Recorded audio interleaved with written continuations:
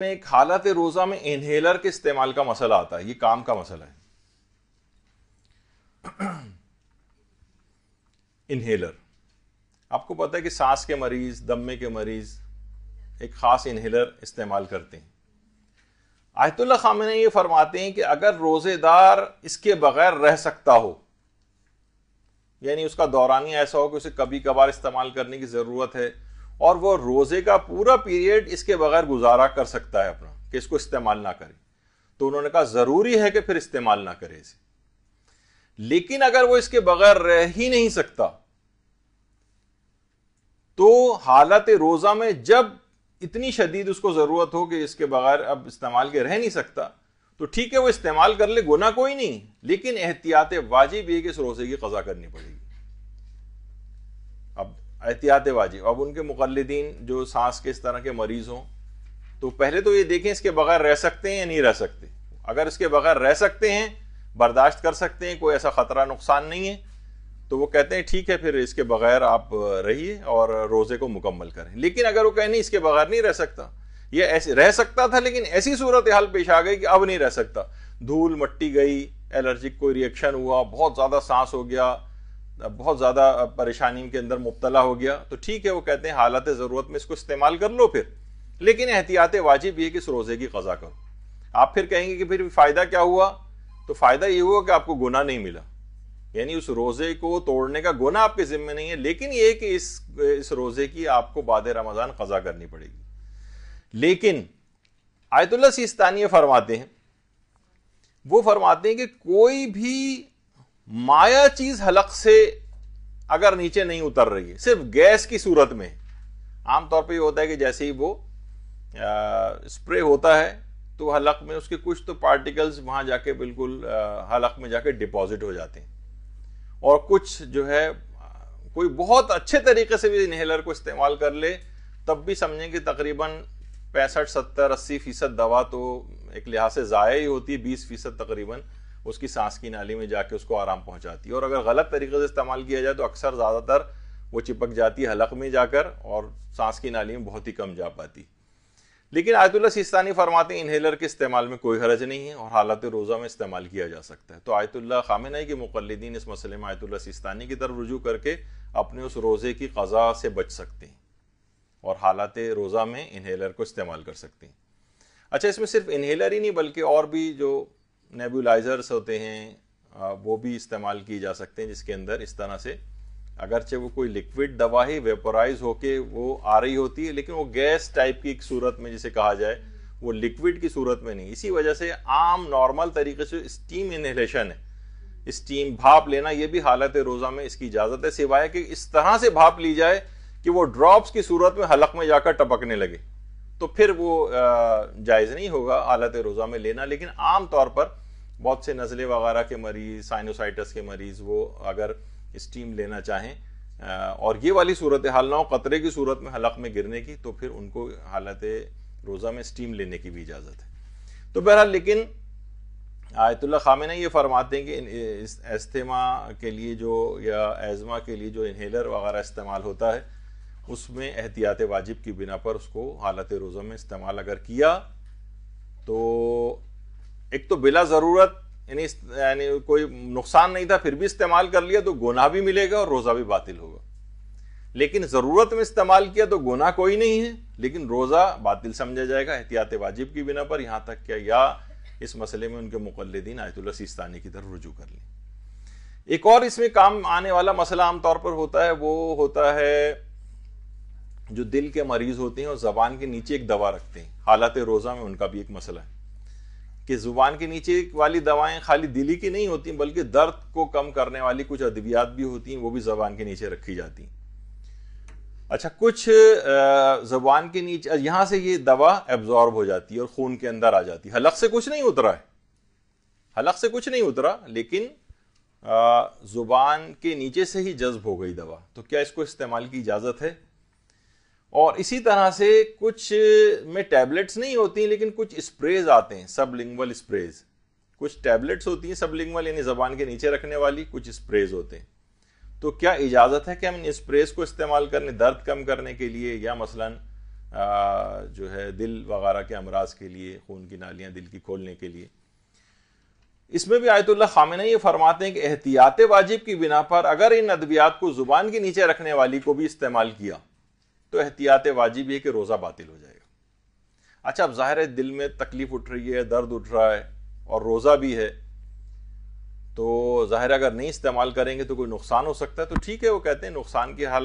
صورت میں آپ استعمال کر سکتے ہیں دوا کو، لیکن بس یہ کہ احتیاط واجب کی بنا پر روزہ باطل سمجھا جائے گا، بعد رمضان اس روزے کی قضا کریں۔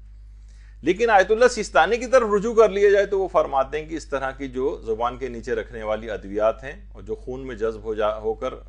فائدہ پہنچاتی ہیں اور حلق سے کچھ نیچے نہیں اترتا ہے، اس میں روزہ باطل نہیں ہوتا۔ تو آیت اللہ خامنہ کے مقلدین یہاں پر بھی اس احتیاط واجب میں آیت اللہ سیستانی کی طرف رجوع کر کے اپنے اس روزے کو بچا سکتے ہیں۔ یہ کام آنے والا مسئلہ ہے۔ ایک اور مسئلہ ہے، وہ ہے خواتین کے حوالے سے زیادہ ہے، لیکن مرد بھی آج کل کافی بڑے بڑے بال رکھنے لگے ہیں۔ تو کیا غسل میں بڑے بالوں کو سر کی جڑ سے لے کر بالوں کے آخری کنارے تک دھونا واجب ہے؟ یہ ایک مسئلہ ہے۔ اب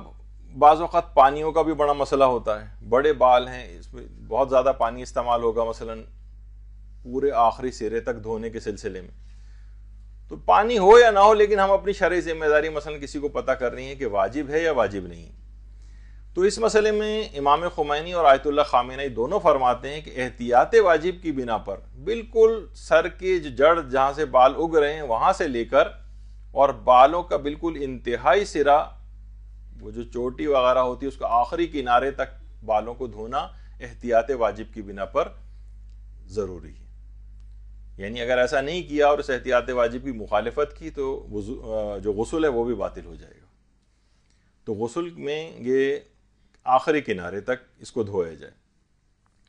لیکن مثلا آیت اللہ خوئی تھے یا آیت اللہ سیستانی ہیں، آیت اللہ وحید خراسانی ہیں، وہ سب یہ فرماتے ہیں کہ بالوں کی جڑ یا کھال، یعنی بال جہاں پر اگتے ہیں سر کے، صرف وہ والی جگہ اگر مکمل طور پر پانی وہاں پر پہنچ جائے اور باقی بال جو لمبے بال جو آخری کونے تک جا رہے ہیں ان کو مکمل طور پر اگر کوئی شخص، کوئی عورت نہ بھی دھوئے، کوئی مرد اپنے ان لمبے بالوں کو نہ بھی دھوئے، تو وہ فرماتے ہیں کہ یہ واجب نہیں ہے غسل کے اندر، اور بس سر سے جو متصل بالوں کا حصہ ہے، مثلا کسی کے چھوٹے بال ہیں تو وہ تو ظاہر سر سے بالکل متصل ہیں، ان کو تو مکمل طور پہ دھویا جائے گا، لیکن جو لمبے بال ہیں، کسی کے بہت بڑے بال ہیں اور سر کی اس حدود سے نکل کر کافی دور تک مثلا چلے گئے ہیں، تو ان میں بڑے بالوں کو آخری سروں تک دھونا واجب نہیں۔ تو اس مسئلے میں آیت اللہ خامنہ کے مقلدین بھی آیت اللہ سیستانی وغیرہ کے مسئلے کی طرف رجوع کر کے اور چاہیں تو ان بڑے بالوں کو آخری کنارے تک نہ بھی دھوئیں، صرف سر سے متصل جتنا حصہ ہے وہاں کے بال صرف اگر دھل جائیں تو کافی ہے، غسل صحیح شمار ہو جائے گا۔ لیکن اگر انہوں نے رجوع نہیں کیا، اس مسئلے سے فائدہ نہیں اٹھایا، تو احتیاط واجب کی بنا پر غسل کو باطل سمجھا جائے گا۔ تو ایک سہولت ہے، بہرحال اس کے اندر اس سہولت سے بھی فائدہ اٹھایا جا سکتا ہے۔ پھر ایک مسئلہ ایک اور خواتین عام طور پر پوچھتی ہیں، مورد ابتلا مسئلہ ہے، اتنے فضائل سنتی ہیں غسل جمعہ وغیرہ کے، تو اپنے مخصوص ایام میں کیا ان کو اس بات کی اجازت ہے کہ وہ غسل جمعہ کر سکیں، جمعے کا دن اگر آ جائے تو؟ اس مسئلے میں بہرحال آیت اللہ سیستانی فرماتے ہیں کہ احتیاط واجب کی بنا پر حائض عورت جو ہے وہ غسل جمعہ نہیں کر سکتی۔ غسل جمعہ اگر اس نے کیا تو غسل جمعہ باطل ہے اس کا۔ اچھا جی ہاں، آیت اللہ سیستانی۔ لیکن مثلا ان کے علاوہ جتنے بھی اور مراجع ہیں، مثلا جیسے آیت اللہ خوئی ہیں، آیت اللہ اسحاق فیاض ہیں، آیت اللہ وحید خراسانی ہیں، آیت اللہ خامنہ ہیں، وہ سب کہتے ہیں کہ حائض عورت بھی غسل جمعہ کر سکتی، غسل جمعہ کر سکتی، البتہ اس سے ویسا سوائے ثواب کے کوئی فائدہ نہیں ملے گا، مثلا کوئی پاکی وغیرہ حاصل نہیں ہوگی اس کو، البتہ کہ غسل جمعہ کرنے کا ثواب اس کو مل جائے گا۔ وہ تو ظاہر ہے جب وہ غسل حیض کرے گی تبھی اس کو جسمانی جو پاکیزگی ہے روحانی، یعنی جب اس کو سب چیزیں اس کے لیے جائز اور حلال ہو جائیں گی، قرآن کے حروف کو بھی ہاتھ لگانا اور یہ سب چیزیں، تو صرف وہاں کی حد تک یہ مسئلہ ہے. یعنی اگر آیت اللہ سیستانی کی وہ مقلدات خواتین اس مسئلے میں رجوع کر لیں آیت اللہ وحید خراسانی کی طرف، یا آیت اللہ اسحاق فیاضی ان کی تحقیق ہے.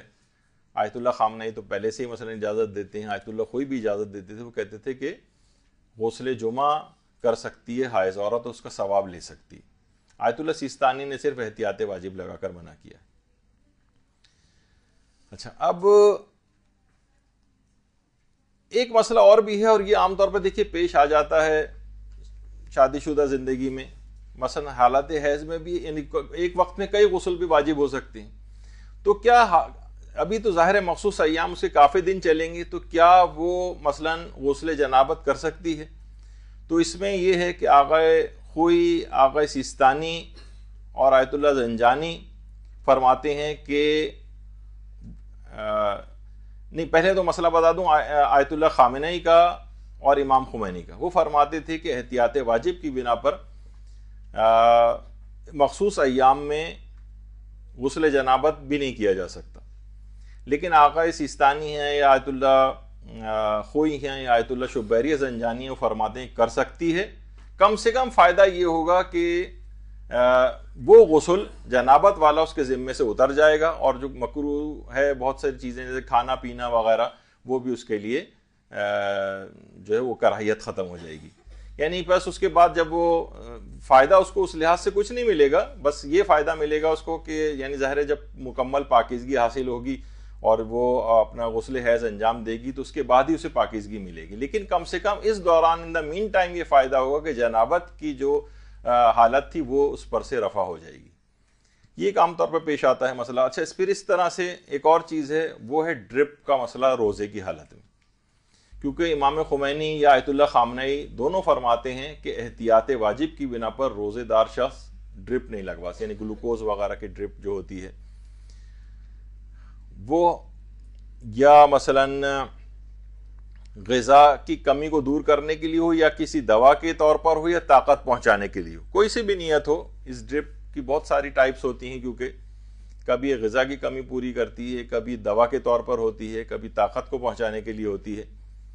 تو اس میں امام خمینی اور آیت اللہ خامنئی یہ فرماتے ہیں احتیاط واجب کی بنا پر ان کو استعمال نہیں کیا جا سکتا، اور یہ مبطل روزہ بھی، یعنی روزہ باطل ہو جائے گا. خواہ علاج کے لیے ضروری ہو ان کو اس کو دینا تب بھی ٹھیک ہے، گناہ کوئی نہیں ملے گا کیونکہ علاج کے لیے ضروری ہے، لیکن روزہ ضرور باطل ہو جائے گا احتیاط واجب. اب اس میں آیت اللہ سیستانی کی طرف رجوع کر لیا جائے. آیت اللہ خوئی بھی یہی بات کہتے تھے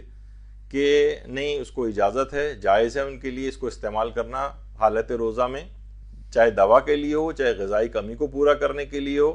یا طاقت کے حصول کے لیے ہو، تب بھی اس کا روزہ نہیں ٹوٹتا ہے ڈرپ لگوانے سے. تو یہاں پر ان کے مقلدین بھی اس طرف رجوع کر کے اور اس مسئلے میں فائدہ اٹھا سکتے ہیں. اسی طرح سے مثلا یہ تو صرف ڈرپ کا مسئلہ تھا کہ جو طاقت کے انجیکشنز ہوتے ہیں، روزے میں ہمیں بہت کمزوری ہو رہی ہے، غذائی کمی کو دور کرنے کے لیے یا مثلا طاقت کو پہنچانے کے لیے کہ ہم انجیکشنز کا استعمال کر سکتے ہیں. اب یہ انٹرامسکولر یعنی گوشت میں لگنے والے بھی ہوتے ہیں، انٹراوینس یا مثلا رگ کے اندر لگنے والے بھی ہوتے ہیں خون کی نالی میں. تو امام خمینی اور آیت اللہ خامنئی یہاں بھی وہی بات فرماتے ہیں کہ احتیاط واجب کی بنا پر ان کا استعمال روزے کو باطل کر دے گا. لیکن آیت اللہ سیستانی اور آیت اللہ خوئی وہ یہ فرماتے ہیں کہ نہیں، اس سے روزہ باطل نہیں ہوتا ہے. تو بہرحال رجوع کر کے اس مسئلے میں فائدہ اٹھایا جا سکتا ہے. اچھا، اسی طرح سے حالت روزہ میں ایک چیز اور بھی اب آج کل ایک نئی چیز بھی آ گئی ہے، اور وہ ای سگریٹ کہلاتی ہے، الیکٹرانک سگریٹ. اس کے اندر اس طرح کا باقاعدہ دھواں اور وہ نہیں ہوتا. وہ سگریٹ کے متعلق تو سارے مراجع ایک ہی بات کہتے ہیں کہ احتیاط واجب کی بنا پر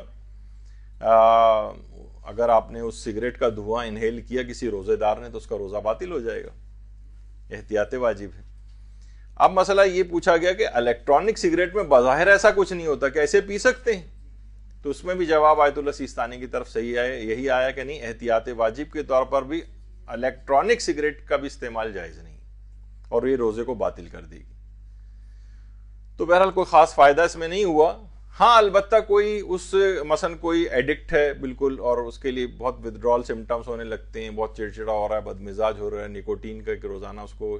چاہیے ہوتا ہے, تو وہ نکوٹین پیچ آتے ہیں. اب یہ کوئی میں کوئی وہ نہیں کر رہا کہ اس بات کی کوئی تبلیغ کر رہا ہوں. آج کل لوگ, ابھی میں مدرسے نے کچھ پوسٹ لگائی تھی 2017 جا رہا ہے 2018 آ رہا ہے, تو بہت سے لوگوں نے اعتراض کرنے شروع کر دی کہ آپ لوگ عیسوی کیلنڈر کو پروموٹ کر رہے ہیں.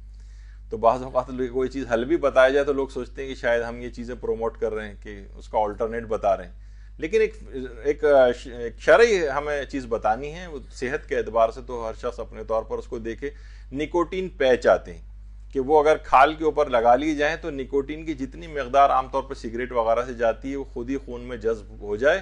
اور وہ ان کو وہ تکلیف نہ ہو کہ نکوٹین کی مقدار اتنی اندر چلی جائے گی تو ذرا ان کو سہارا رہے گا روزے کی حالت میں, تو اس کو استعمال کرنے کی اجازت ہے. اس سے روزہ بہرحال باطل نہیں ہوتا ہے,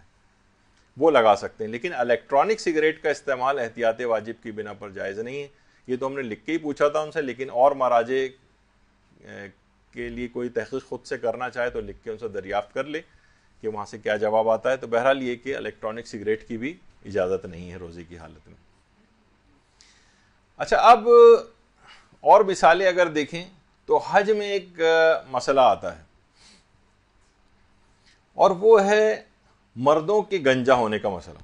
اور واقعتاً کہ جو پوری زندگی بالوں کو اتنا سنبھال کے جنہوں نے رکھا ہو, بنایا ہو,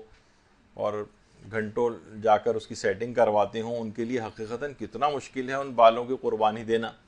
اور گنجا ہونا. یہ کوئی وہاں جا کر پوچھے کہ لوگ کس اعتبار سے اس مسئلے کو دریافت کرتے ہیں, کوئی حل نکل آئے اور ہم گنجا ہونے سے بچ جائیں. اچھا, عورتوں کے لیے تو ظاہر ہے گنجا ہونا حرام ہے, کیونکہ ایک واقعہ ایک دفعہ وہاں پر ہو چکا ہے. ایسا خیر وہ شیعہ قافلوں میں نہیں ہوا تھا, اہل سنت کا کوئی NWFP وغیرہ کے علاقے کا کوئی قافلہ تھا. تو وہ عام طور پہ اعلانات تو ایک ہی طرح ہوتے ہیں کہ بھائی قربانی کرنے جا رہے ہیں, جب قربانی کی اطلاع آ جائے تو آپ لوگ اپنے سر مونڈ لیجیے گا. واپس آئے تو ساری عورتیں بھی سر منڈوا کر بیٹھی ہوئی. تو بہرحال یہ ایک ہے کہ نہیں پتا ہوتا بعض سے لوگوں کو. حج میں تو آپ کو پتہ ہے سارے 0 میٹر ہی عام طور پہ جاتے ہیں. تو عورتوں کے لیے حرام ہے, یعنی حالت اختیار میں کہ اپنے سر کو منڈوائیں. اچھا, مردوں کے لیے بھی یہ مسئلہ جو ہے, جو دوسری مرتبہ حج کر رہا ہو, یعنی جو اس کا حج واجب نہ ہو, ایک حج وہ کر چکا ہے پہلے, اب دوسری, تیسری, چوتھی, 5ویں, 10ویں جتنی دفعہ بھی وہ جا رہا ہے, تو اس کے بعد یہ والا مسئلہ ختم ہو جاتا ہے. یعنی اس کے بعد اس کو اختیار ہو جاتا ہے کہ اختیار مل جاتا ہے کہ چاہے تو وہ سر منڈوائے, پورے سر کو منڈوا لے, یا چاہے تو وہ تقصیر کرے. یعنی تقصیر کہتے ہیں سر کے تھوڑے سے بال کاٹنا. عورتوں کو تقصیر ہی کرنا ہوتی, اپنے بالوں کو نامحرموں کی نگاہ سے بچاتے ہوئے تھوڑے سے صرف بال جو ہے وہ کاٹ لیں تو بس وہ ان کا احرام اتر جاتا ہے. تقصیر کرنے سے, حلق کرنے سے احرام اتر جاتا ہے. اچھا, اب یہ مسئلہ ہے مردوں کے لیے, اور وہ بھی پہلی مرتبہ جو حج کر رہا ہوں, پہلی بار. زیادہ تر مجتہدین اس میں یہ فرماتے ہیں کہ پہلی بار والا تو حتی الامکان سر ہی منڈوائے, اور احتیاط واجب بھی اس میں علماء نے لگائی ہوئی. البتہ بہرحال یہ کہ کچھ مراجع ایسے ہیں کہ جیسے آیت اللہ شبیریہ زنجانی, یا مثلا آیت اللہ خوئی اجازت دیتے تھے اس کی, یا آیت اللہ خامنئی بھی اس بات کا اختیار دیتے ہیں کہ پہلی بار والا بھی حلق یا تقصیر, یعنی یا تو سر منڈوائے یا بال تھوڑے سے کاٹ لے, اس بات کا اس کو اختیار ہے. البتہ ثواب سب سے زیادہ حلق کرانے کا ہی ہے, یعنی مکمل طور پر سر منڈوانا.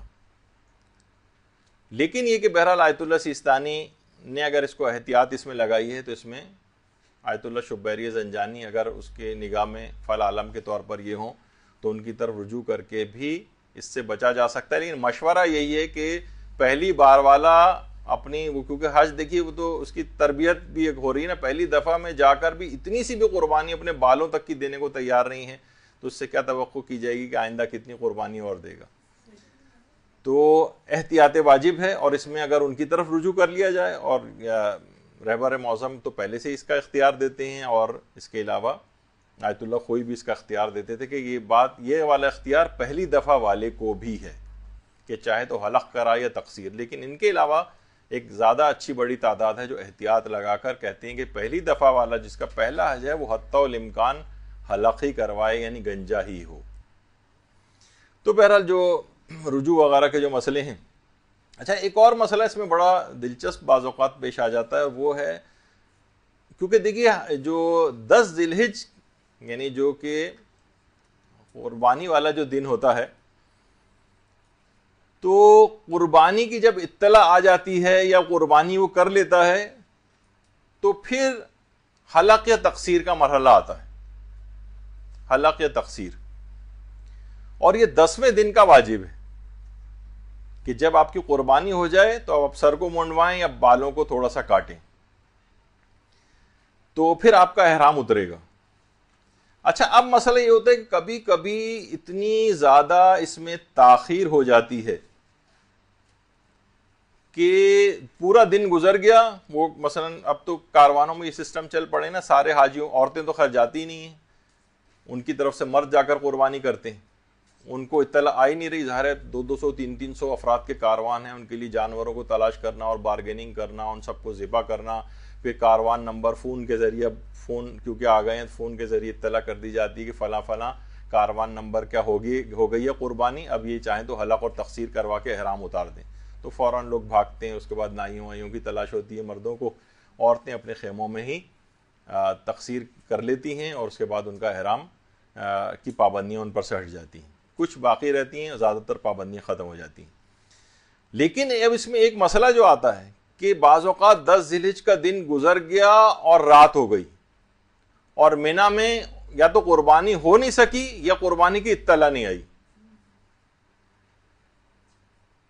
اب کیا ہوا؟ اب مسئلہ یہ ہے کہ کیا رات کے وقت سر کو منڈوایا جائے گا؟ یعنی رات کو اطلاع آئی ہمارے پاس، کیا رات کو سر منڈوایا جائے یا اگلے دن تک کا انتظار کریں؟ کیونکہ یہ تو 10 ذی الحج کے دن کا واجب تھا. اچھا، اب یہاں پر مسئلہ یہ ہوتا ہے کہ آیت اللہ خوئی کے مقلدین اس سلسلے میں تھوڑے سے پریشان ہوتے تھے. وہ فرماتے تھے کہ احتیاط واجب ہے کہ ان کو اگلے دن تک کا انتظار کرنا پڑے گا احرام اتارنے کے لیے. یعنی اب یہ تقصیر کریں گے، یہ رات کو نہیں کر سکتے، یہ دن میں کریں گے. جب 11 ذی الحج کا دن نکل آئے گا اور اس کے بعد یہ تقصیر کریں گے، پھر احرام اترے گا. اچھا، احرام دیکھیے 8 ذی الحج سے پہنا ہوا ہوتا ہے، 8 کا پورا دن، 9 10، آپ جو ہے نا ہر شخص تقریباً وہاں پر پریشان ہوتا ہے. اس کی پہلی کوشش یہ ہوتی ہے کسی طریقے سے اس احرام سے معاذاللہ میرا چھٹکارا مجھے مل جائے. اور یہی وجہ کہ اکثر اس طرح اتنے لوگ الرجک ہوتے ہیں کہ بعد میں احرام کے وہ لباس کوڑے دانوں کے اندر پھینک کے جو ہے جاتے ہیں. حالانکہ ایک بہت ہی ایک ویسا لباس ہے، اس کے لیے حکم ہے کہ مستحبات میں سے بھی ہے اور نیک اعمال میں شمار کیا جاتا ہے کہ انسان بلکہ اپنے کفن تک کو اس کے اندر قرار دے اور اس کے ساتھ اس کو چادر کے طور پر بھی استعمال کیا جا سکتا ہے اس کو کفن کی. تو بہرحال لیکن یہ کہ اتنا لوگ اس سے الرجک ہوتے ہیں تو وہ تو ان کے لیے کتنا مشکل سے انہوں نے دن گزارے. اب کہا جائے سارے لوگ احرام اتار کے بیٹھے ہوئے ہیں، نہا دھو کر بیٹھے ہیں، یہ ابھی تک وہی گندا احرام پہن کے مثلا بیٹھا ہوا ہے وہاں پر، اس کے لیے کتنا مشکل ہے. لیکن آیت اللہ خوئی کہتے تھے احتیاط واجب ہے، اگر تاخیر اتنی ہو گئی تو اگلے دن تک کا انتظار کرو. لیکن جو اور مراجع ہیں اس میں، آیت اللہ سیستانی ہیں، امام خمینی ہیں، آیت اللہ خامنہئی ہیں، وہ یہ فرماتے ہیں کہ نہیں، رات میں بھی سر کو منڈوا کر احرام اتارا جا سکتا ہے. یعنی آقا خوئی کے جو مقلدین اس زمانے میں وہ امام خمینی کی طرف رجوع کر لیتے تھے، یا اب بھی آیت اللہ خوئی کا کوئی مقلد ہے تو وہ آیت اللہ سیستانی کی طرف رجوع کر کے مثلا اور رات کو بھی اپنے اس احرام کو اتار سکتا ہے سر منڈوا کے تقصیر کرنے کے بعد. اور آیت اللہ خامنہئی تو یہ بات فرماتے ہیں کہ اگر قربانی میں تاخیر بھی ہو جائے تب بھی حلق یا تقصیر جو ہے عید کا دن ختم ہونے سے پہلے ہی انجام دی جائے، خواہ قربانی ہو یا نہ ہو، اس سے فرق نہیں پڑتا. وہ کہتے ہیں کہ نہیں، یہ اسی دن کا واجب، اسی دن انجام پا جانا چاہیے. تو چاہے قربانی کی آپ کو نہیں بھی اطلاع ہے تب بھی غروب سے پہلے تقصیر کر کے احرام کو اتار دیا جائے. تو آپ نے دیکھا کہ بہرحال یہاں پر بھی مسئلہ کتنا ہے اس شخص کے لیے، آپ تصور نہیں کر سکتے کہ وہاں پر کتنا زیادہ، حتیٰ کہ جن کی اطلاع جلدی آ جاتی ہے کاروان نمبر ابتدائی تھا، ان کی قربانی پہلے ہو گئی اور اطلاع آ گئی، تو لوگ ان کو رشک بھری نگاہوں سے دیکھ رہے ہوتے ہیں کہ ارے یہ دیکھیں اس کی تو احرام اتر گیا اور میں ابھی تک پہنے بیٹھا ہوں. تو چے جائے گا اسے اگلے دن تک کا انتظار کرایا جائے تو واقعی یہ مسئلہ احتیاط واجب کے مسئلے سے حل ہوتا ہے، اور کتنے اس میں فائدہ اس کو ایک لحاظ سے حاصل ہو جاتا ہے کہ کم سے کم. حالانکہ یہ والی بات علماء اس کو ناپسند کرتے ہیں کہ احرام کو اس طرح سے قابل نفرت ٹائپ کی چیز جو ہے وہ سمجھ کے، اور میں نے کہا نا کہ حتیٰ کہ جو اس کو کوڑے دان کے اندر پھینک کے جانا یہ بہت ناپسندیدہ کام ہے. اچھا اب دیکھیے حج کے بھی اگر میں اس کے اندر بیان کروں تو اس میں اتنی جگہوں کے اوپر یہ احتیاط واجب کا مسئلہ حقیقتاً اس کا سب سے زیادہ فائدہ حج میں جا کے پتہ چلتا ہے کہ اگر انسان تھوڑی سی اپنی فقہی معلومات بڑھائے تو اپنے آپ کو کتنی مشکلات سے بچا سکتا ہے، کتنی پریشانیوں سے بچا سکتا ہے، اور شریعت کی اجازت سے یہ کام کر سکتا ہے. تو احتیاط واجب کا حج میں بڑا استعمال ہے. جیسے کہ آیت اللہ گل پائگانی جس زمانے میں حیات تھے، تو آیت اللہ گل پائگانی کا یہ نظریہ تھا کہ مردوں کو تو ظاہر اپنے سلا ہوا تمام لباس اتارنا ہوتا ہے اور اس کے بعد احرام کی 2 چادریں پہننا ہوتی ہیں. عورتوں کو یہ ہے کہ عورتیں اپنے یہ گھر کا عام لباس جو آپ جیسے ابھی پہنے ہوئے ہیں اسی کو ہی احرام قرار دے سکتی ہیں. یہ سب مراجع کا نظریہ. لیکن آیت اللہ گل پائگانی مرحوم یہ کہتے تھے کہ اسی عام گھریلو لباس کے اوپر احتیاط واجب کی بنا پر عورتوں کو یہ 2 چادریں پہننا ہوں گی. نظریہ تھا ان کا. اب دیکھا جائے تو کسی بھی عورت کے لیے کتنی ایک لحاظ سے ذرا یونیک سا ایک مسئلہ ہے. کسی جگہ عورت کوئی پہن کے جا رہی ہوگی، اسے کس نگاہ سے دیکھا جائے گا، معیوب نگاہ سے دیکھا جائے گا. خیر چاہے تو اس کے اوپر کوئی اور بھی چیز وہ پہن لے، یہ اس کا مجھے علم نہیں کہ اس کے اوپر کوئی اور چیز پہن سکتی تھی یا نہیں، لیکن بہرحال یہ کہ احتیاط واجب تھی ان کی. تو اس مسئلے میں دیگر مراجع کی طرف رجوع کر کے عورتیں چاہیں تو یہ اوپر الگ سے 2 اضافی چادریں پہننا یہ ان کے لیے. اب دیکھا جائے اس عورت کے لیے کتنا ایک لحاظ سے اگرچہ شریعت کی احکام کی پاسداری میں کوئی شرمندگی نہیں ہے، لیکن بہرحال یہ کہ دنیاوی اعتبار سے ہر آدمی کی نگاہ کا وہ مرکز بنے، ہر عورت اسے نگاہ سے دیکھے کہ بھئی اس نے ایسا لباس کیوں پہنا ہوا ہے، یہ تو مرد عام طور پر پہنتے ہیں. تو بہرحال احتیاط واجب میں اس طرف رجوع کر کے اور وہ اس سے ان 2 چادروں سے اچھا جملہ تو نہیں چھٹکارا پا سکتی ہے، لیکن بہرحال یہ کہ یہ تو فقہی جب واجبات والی چیزیں ہو جاتی ہیں تو پھر مناسب نہیں اس قسم کے جملے کہنا. اچھا چلیں ابھی تھوڑا سا وقت ہے تو ایک حج کے سلسلے میں اور مسئلہ، اور وہ یہ بڑا معرکۃ الآراء مسئلہ ہے، کیا حالت احرام میں بند گاڑی کا سفر کرنا. حالت احرام میں بند گاڑی کا سفر عورتوں کے لیے تو خیر بالکل جائز ہے. حالت احرام میں بند گاڑی کا سفر مردوں کے لیے جائز نہیں ہے. اچھا اب ایک مسئلہ ایک اور پیش آتا ہے کہ مثلا مثال دے دیتے ہیں، ویسے تو کہیں سے بھی پیش آ سکتا ہے یہ مسئلہ. مثلا ہم لوگ اس وقت کراچی میں، جیسے اب مثلا کراچی سے جدہ جو ہے وہ کوئی فلائٹ جا رہی ہے، اب ہمیں مکے میں داخل ہونے کے لیے عمرہ کرنا ضروری ہے. اچھا عمرہ جو اس کے بغیر مکے میں داخل ہی نہیں ہو سکتے. بہت سے لوگ ہوتے ہیں وہ کہتے ہیں بھائی ہم تو جاب کے سلسلے میں جا رہے ہیں، ہمیں عمرہ کرنا ہی نہیں، مکے میں ہماری جاب لگی. نہیں، ان کے لیے واجب ہے، کوئی بھی شخص جب مکے داخل ہوگا تو اس کو یہ ضروری ہے کہ وہ عمرے کا احرام پہنا ہوا ہو. پھر وہ عمرہ کرے، اس کے بعد محل ہو جائے گا، احرام اتر جائے گا اس کا، پھر جو بھی کام کرنا ہے اپنا کرے ہو. لیکن مکے میں بغیر احرام کے داخلہ جائز نہیں. ہاں کوئی بھی وجہ ہو، مکے میں بغیر اس کے داخل نہیں ہو سکتا. اچھا اب مسئلہ یہ ہے کہ کراچی سے مثلا جدہ فلائٹ جا رہی ہے، اب مکے میں داخلے کے لیے عمرہ ضروری ہے، عمرے کے لیے احرام پہننا ضروری ہے. اچھا اب احرام کہاں سے باندھیں؟ تو زیادہ تو بہتر یہ ہوتا ہے کہ احرام جو ہے وہ میقات سے باندھیں، افضل بھی یہی ہے. اچھا اب یہ کیا کرے گا کہ احرام کے لیے پہلے یہ جدہ جائے گا، اور جدہ سے پھر میقات جو کہ سب سے قریب وہاں پر جو ہے مثلا جوفہ، عام طور پہ جدہ والے جوفہ جاتے ہیں. اب یہ جوفہ کی مسجد وہاں پہ خیر بڑا اچھا انتظام ہے، اور سب لوگ غسل وغیرہ کر کے وہاں سے احرام، عورتیں مرد سب کا بہت اچھا انتظام ہوتا ہے وہاں. لیکن یہ وہاں تک کا سفر کرنا یہ خود ایک بہت ویسا مسئلہ ہے، اور ویسے آدمی تھک کے چور ہوا ہوتا ہے، رات بھر کے لوگ جاگے ہوئے ہوتے ہیں، عام طور پر رشتہ دار آ رہے ہیں اور باتیں ہو رہی ہیں اور لوگ آ کر ٹھہرے ہوئے ہیں، وہ نیند پوری نہیں ہوتی، پھر سفر میں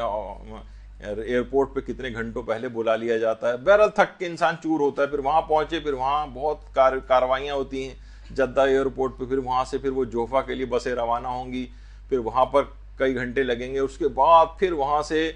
جوفا بالکل سمجھیں ایک الگ سمت میں ہے، اور پھر اس کے بعد وہاں سے جو ہے اس کو مکے آنا ہے۔ تو دوسرا حل بھی اس کا یہ ہے کہ چاہے تو جوفا جائیں، یہ افضل بھی ہے، لیکن اس کے اندر ذرا مشکلات ہیں۔ گروپ میں ایکٹیویٹی ہوتی ہے تو یہ آسان ہو جاتا ہے، چلیں سب لوگ جا رہے ہیں ہم بھی چلے گئے، لیکن ایک مثلا کوئی آدمی خود ہی عمرہ کرنے جا رہا ہو، اپنی فیملی کے ساتھ جا رہا ہو عام طور پر عام دنوں میں، تو بہت مشکل ہے کہ جوفا ایک اکیلے آدمی کے لیے وہاں پر جانا۔ اچھا، اب دوسرا حل یہ ہے کہ یہ جدہ ایئرپورٹ سے ہی کیا نظر کر کے احرام پہن سکتا ہے؟ ایک مسئلہ ہے، یہ بہت لوگوں کو اچنبھے کی بات لگتی ہے، مثلا وہ نظر کر لے کہ میں اللہ کے لیے اپنے اوپر لازم قرار دیتا ہوں کہ میں اپنے عمرہ مفردہ کا احرام مثلا جدہ ایئرپورٹ سے باندھوں گا، ٹھیک ہے؟ تو آیت اللہ سیستانی کے مقلدین تو ایسا کر سکتے ہیں، لیکن وہ فرماتے ہیں کیونکہ دن میں بند گاڑی کا سفر مردوں کے لیے حرام ہے اور کفارہ بھی واجب ہو جائے گا، تو انتظار کریں اور غروب ہونے کے بعد جب رات ہو جائے تو پھر یہ بند گاڑی کا سفر کر کے مکے کی طرف روانہ ہو، یعنی جدہ سے نظر کر کے احرام باندھ لیں، جوفا نہ جائیں، جدہ ایئرپورٹ پہ نظر کر کے احرام پہن لیں، لیکن بند گاڑی کا سفر ان کے لیے حرام ہو جائے گا مردوں کے لیے، تو یہ رات کا انتخاب کریں، چاہے ان کے لیے پورا دن ان کو وہاں پہ ایئرپورٹ پہ بیٹھے رہنا پڑے، وہ کہتے ہیں کہ حرام بھی ہے اور موجب کفارہ بھی ہے۔ لیکن آیت اللہ سیستانی کے علاوہ جو اور مرجع ہیں، جیسے آیت اللہ خوئی ہیں، امام خمینی ہیں، آیت اللہ خامنہئی ہیں، وہ فرماتے نہیں جدہ سے نظر کر کے احرام نہیں پہن سکتے، بلکہ عموماً ایسے افراد کیا کرتے ہیں، کراچی ایئرپورٹ سے یا جہاز ہی میں جدہ پہنچنے سے پہلے 35-40 منٹ پہلے جہاز ہی میں نیت کر کے نظر کر کے احرام پہن لیتے ہیں، بشرطے ان کی فلائٹ رات کی ہو۔ دن کی فلائٹ ہو تو آیت اللہ سیستانی فرماتے ہیں کہ دن کی اگر فلائٹ ہے، پورا کاروان جا رہا ہے، وہ پہلے عام طور پر یہ رائج تھا کیونکہ جوفا جانا مشکل ہوتا تھا، وہ فرماتے ہیں کہ رات کی اگر فلائٹ ہے تو رات کے وقت بند گاڑی کا سفر مردوں کے لیے آقا سیستانی کے فتوے میں جائز ہے، لیکن اگر فلائٹ دن کی ہے، فلائٹ کو تو اپنی مرضی سے چینج نہیں کر سکتے نا، ایئرپورٹ پہ جا کے بس کے انتظار تو ہم کر سکتے ہیں کہ ہم دیر سے چلے جائیں، لیکن فلائٹ کو تو اپنے مطابق نہیں کہہ سکتے کہ نہیں ہمیں رات کی فلائٹ چاہیے، یہ تو ممکن نہیں ہوتا ہے۔ تو آیت اللہ سیستانی فرماتے ہیں کیونکہ اس سے مردوں کو گناہ لازم آئے گا، بند گاڑی کا یہ جہاز بند گاڑی تو ہے، تو کیونکہ اس سے گناہ لازم آئے گا، بند گاڑی کا سفر جائز نہیں، لہٰذا ان کی نظر کی صحت میں اشکال ہے، احتیاط واجب کی بنا پر ان کی نظر ہی صحیح نہیں ہے جس سے گناہ لازم، ایسی نظر آپ کر رہے ہیں جس سے گناہ لازم آ رہا ہے بند گاڑی کا سفر، تو اب یہاں پر احتیاط واجب کی بنا پر نظر صحیح نہیں، اب کیا کریں، یا تو جوفا جائیں، اب سارا قافلہ تو جا رہا ہے، مثلا جدہ سے مکہ جا رہا ہے، اب ہم اکیلے جو ہیں ہم کہیں گے نہیں ہم تو وہاں جائیں گے جوفا، اب بڑی مشکل ہو جائے گی۔ اب اس مسئلے میں کیونکہ اشکال ہے، اب اگر آپ کی تحقیق میں مثلا فال عالم آیت اللہ سعید الحکیم ہوتے ہیں تو وہ ان کی طرف اگر رجوع کر لیا جائے تو یہ نظر صحیح ہو جائے گی، اور وہ اس کی اجازت دیتے ہیں کہ مثلا دن میں بھی اگر بند گاڑی کا سفر کے لحاظ سے نظر کی جائے تو وہ نظر صحیح ہوتی ہے، یعنی آپ کا احرام صحیح ہو جائے گا۔ اور امام خمینی اور آیت اللہ خامنہئی تو فرماتے ہیں اگرچہ یہ کام گناہ کا ہے لیکن اس کے باوجود بھی نظر آپ کی صحیح، یعنی احرام صحیح ہو جائے گا۔ اور اگر ان کا بھی بتا دوں، ویسے تو آپ ظاہر ہے کہ دماغ میں کھچڑی پک جاتی ہے اتنے سارے مسائل کی، لیکن یہ کہ ظاہر ہے آپ سب چیزیں ریکارڈ ہو رہی ہیں، جب آپ تحریر کریں گی، نوٹس ووٹس بنائیں گی تو اس وقت آپ کے سامنے آ جائے گا، تب آپ یاد کر لیجئے گا۔ آقا کوئی فرماتے تھے کہ دن ہو یا رات دونوں صورتوں میں نظر کر کے بند گاڑی کا سفر یعنی نظر کر کے احرام پہنا جا سکتا ہے، خواہ سفر بند گاڑی کا ہو،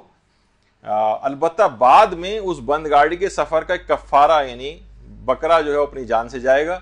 یعنی یہی کہا جائے گا کہ غلطی آپ کریں گے لیکن جائے گا بکرا، تو بہرحال یہ کہ خواہ بند گاڑی کا سفر ہو تو بند گاڑی کا سفر کا کفارہ دینا پڑے گا، لیکن نظر آپ کی ٹھیک ہو جائے گی، یعنی نظر سے مرادی کہ نظر محقق ہو جائے گی اور احرام صحیح ہو جائے گا آپ کا۔ تو یہ آقا سیستانی کی بھی جو فرماتے ہیں اشکال لگا کر، تو دیگر مراجع کی طرف رجوع کر کے اپنی تحقیق کے مطابق جو فلالہ میں اگر وہ اجازت دیتے ہوں، مثلا آیت اللہ سعید الحکیم، تو آپ کی وہ نظر ٹھیک ہے، ورنہ خود پھر ورنہ کیا کرنا ہوگا کہ ٹھیک ہے آپ پھر پہنچ جائیں جدہ ایئرپورٹ، پھر یہاں سے نظر نہ کریں بلکہ جدہ ایئرپورٹ پہ پہنچنے کے بعد نظر کریں اور پھر رات کا سفر وہاں سے کریں۔ اچھا، اب یعنی مردوں کے لیے حالت احرام میں چھت والی جو سواری ہے اس کا سفر جائز نہیں ہے دن کے وقت، البتہ دن کے وقت جائز نہیں ہے۔ آیت اللہ سیستانی فرماتے ہیں رات کو جائز ہے، رات کو جائز ہے بشرطے بارش نہ ہو رہی ہو۔ فرماتے ہیں اگر بارش، مثلا آپ بند گاڑی کا سفر کر کے رات میں ہم جدہ سے مکہ کی طرف جا رہے ہیں اور بارش ہو گئی، یہ ہوا ہے کاروانوں کے ساتھ، چاہے تھوڑی سی بارش ہو، تو بقول ہمارے استاد محترم کی جو اوپر ٹپ ٹپ کی جو آواز آ رہی ہے یہ بارش کی نہیں ہے بلکہ بکرے ہیں جو کہ ٹپک رہے ہیں، یعنی کفارہ واجب ہو جاتا ہے۔ تو بہرحال مردوں کے لیے، عورتوں کا تو کوئی مسئلہ نہیں، عورتوں کے لیے میں نے پہلے بتایا کہ بند گاڑی کے سفر کی اجازت ہے۔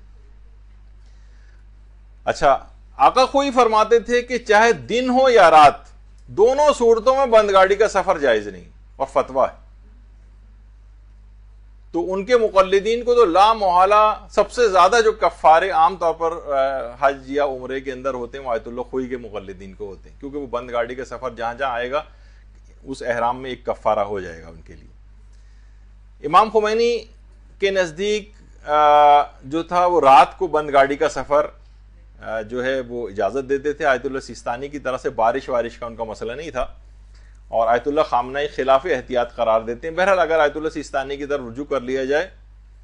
تو مسئلہ حل ہو جاتا ہے ان کے لیے بھی، اور عورتوں اور نابالغ بچوں کا، جو نابالغ لڑکے جو ہیں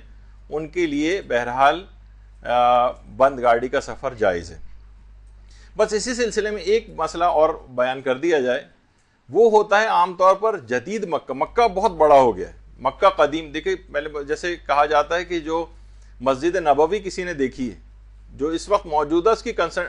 جو کنسٹرکشن ہے مسجد نبوی کی، جتنے ایریا کے اوپر ہے، وہ پیغمبر اسلام کے زمانے میں پورا مدینہ اس مسجد کے اندر آ گیا ہے، اس سے زیادہ نہیں تھا، یعنی اتنا چھوٹا تھا کہ مسجد نبوی کی ابھی جو ہے اس میں پورا مدینہ اس میں موجود تھا۔ تو اچھا، مدینہ اور مکہ دونوں پھیلتے چلے جا رہے ہیں اور شہر بہت بڑا ہو رہا ہے، وہ تو جدید مکہ بھی اب آ گیا ہے۔ اب جدید مکہ میں مثلا لوگ پہنچ رہے ہیں مکے کے، لیکن ان علاقوں کے اندر ٹھہر رہے ہیں جا کر جو کہ جدید مکہ، جیسے عزیزیہ کا علاقہ ہے، شیشہ ایک علاقہ ہے وہاں پر، جو پوش ایریاز ہیں نسبتاً مکے کے، تو وہاں پر لوگ رہائش اختیار کرتے ہیں۔ اب اس کے بعد انہیں بسوں میں بیٹھ کر، کیونکہ یہ ذرا دور ہیں مسجد الحرام سے، اب اعمال جو انجام دینے انہیں اپنے عمرے وغیرہ کے لیے اس میں بسوں میں بیٹھ کے جا رہے ہیں، تو اگرچہ مکے پہنچ چکے ہیں لیکن یہ جا رہے ہیں بسوں کے اندر بیٹھ کے مسجد الحرام کی طرف، جو بند گاڑی کا سفر ہے۔ عورتوں کے لیے تو میں پھر کہوں کہ جائز ہے یہ سفر، لیکن آقا سیستانی کہتے ہیں رات کے وقت یہ سفر جائز ہے بند گاڑی کا، لیکن اگر دن میں پہنچ رہے ہیں آپ، سورج اس وقت نکل آیا ہے، دن کے وقت پہنچے ہیں، تو فرماتے ہیں دن میں احتیاط واجب کی بنا پر بند گاڑی کا سفر نہیں کیا جا سکتا دن میں۔ آقا کوئی فرماتے تھے کہ دن ہو یا رات، دونوں صورتوں میں بند گاڑی کا سفر کی اس میں اجازت نہیں ہے، اور احتیاط واجب کی بنا پر منع کیا ہے انہوں نے۔ اور شاید آیت اللہ خامنہئی بھی احتیاط واجب لگا کر منع کرتے ہیں، یعنی مکے کے جدید علاقوں سے بسوں میں بیٹھ کر اور مسجد الحرام کی طرف جانے میں، کہتے ہیں احتیاط واجب ہے، بند گاڑی کا سفر صحیح نہیں ہے حالت احرام میں۔ البتہ یہاں پر دن ہو یا رات، آیت اللہ وحید خراسانی کی طرف رجوع کر لیا جائے تو وہ کہتے ہیں خواہ دن ہو یا رات، دونوں صورتوں میں بند گاڑی کے سفر کی اجازت ہے۔ تو وہاں پر پتہ چلتا ہے کہ تقریباً 8-10 ہزار کا تو فائدہ بکرے کے حوالے سے بچت کا یہیں پر ہی ہو جاتا ہے، کفارہ بھی لازم نہیں آئے گا اگر رجوع کر لیا جائے، اور ایک اس مسئلے سے بھی انسان کو ذرا نجات مل جاتی ہے۔ تو آپ نے دیکھا کہ جگہ جگہ کس طرح سے یہاں پر احتیاط واجب کے مسئلے کے اندر فائدہ ہوتا ہے. لیکن مسئلہ پھر یہ ہوا، لیکن اب مجھے پتہ نہیں انتظامیہ کیا مجھے کہے گی یا ڈانٹ لگائے گی. بہرحال ہوا یہی کہ تقریباً آدھا درس ابھی بھی باقی رہ گیا ہے، کیونکہ اس میں بات سے بات نکلتی ہے. لیکن بہرحال یہ کام آنے والے مسئلے تھے، اور آپ کا دماغ یقیناً کھلا ہوگا کہ احتیاط واجب میں کس طرح سے تلاش کی جائے، کیسے مسئلے کو حل کیا جائے. حل اگر نکل آتا تو صحیح ہے، ورنہ اسی حکم خدا کے اوپر عمل کرنا پڑے گا. تو دیکھتے ہیں کہ اگلی کلاس کون سی بنتی ہے، چوتھے درس پہ جاتی ہے کہ کسی نئے موضوع کا انتخاب کیا جائے گا. وصلی اللہ علی محمد وآلہ الطیبین الطاہرین.